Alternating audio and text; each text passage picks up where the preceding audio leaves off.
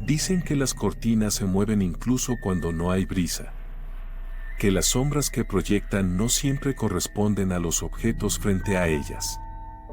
Y que a veces, si miras fijamente el tejido translúcido durante suficiente tiempo, podrías distinguir una silueta inmóvil observándote desde el otro lado.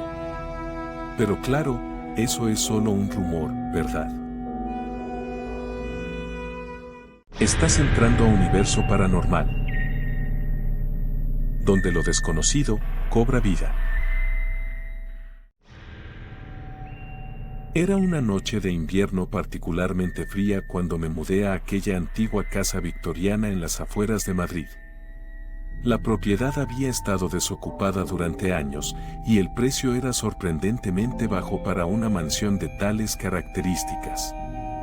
El agente inmobiliario había mencionado vagamente algo sobre los anteriores propietarios, pero preferí no indagar demasiado. Las primeras noches fueron relativamente tranquilas, aunque siempre tenía la inquietante sensación de que algo no encajaba. Las cortinas de terciopelo rojo que cubrían los ventanales del salón principal parecían moverse sutilmente incluso cuando no había corriente de aire, y a veces, al pasar junto a ellas, sentía un escalofrío inexplicable recorrer mi espalda. Una noche, mientras leía en el sillón del salón, noté un ligero movimiento por el rabillo del ojo.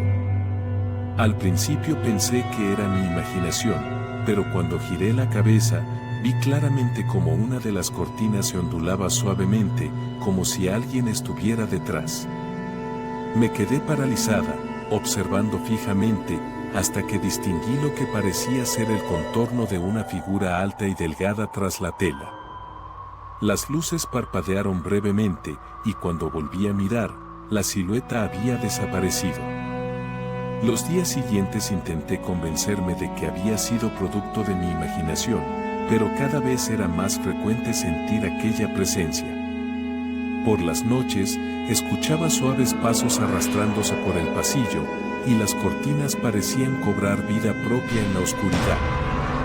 Comencé a investigar la historia de la casa, descubriendo que la anterior propietaria, una anciana llamada Doña Carmen, había fallecido en circunstancias misteriosas.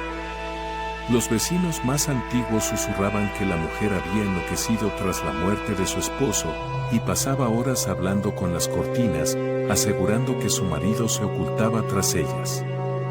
Una tarde, mientras limpiaba el polvo del salón, encontré una vieja fotografía caída detrás de un mueble.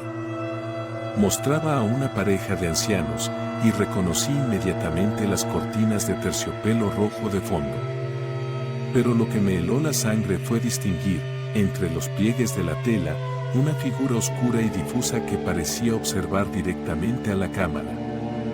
Esa noche, incapaz de dormir, bajé al salón con una linterna.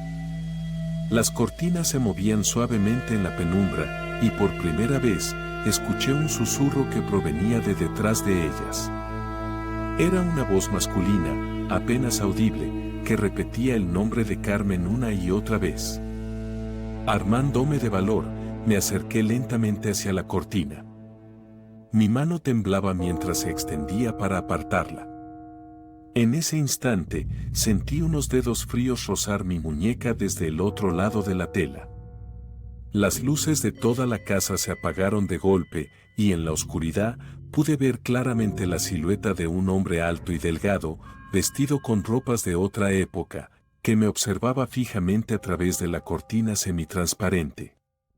Su rostro era apenas visible, pero sus ojos brillaban con una intensidad sobrenatural.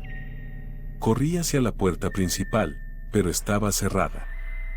Los susurros se intensificaron, y todas las cortinas de la casa comenzaron a ondularse violentamente. En mi desesperación, recordé las palabras del agente inmobiliario sobre un antiguo ritual que la señora Carmen realizaba para mantener a los espíritus en calma. Temblando, comencé a recitar una antigua oración que había encontrado entre los documentos de la casa. Gradualmente, los susurros cesaron y las cortinas volvieron a su estado normal. Sin embargo, desde aquella noche, Cada vez que paso junto a las cortinas del salón, puedo sentir una mirada penetrante siguiendo cada uno de mis movimientos. He aprendido a vivir con ello, sabiendo que no estoy sola en esta casa. Cada noche, antes de dormir, recito la oración y saludo cortésmente a la figura silenciosa que habita tras las cortinas de terciopelo rojo, esperando que mantenga su distancia hasta el amanecer.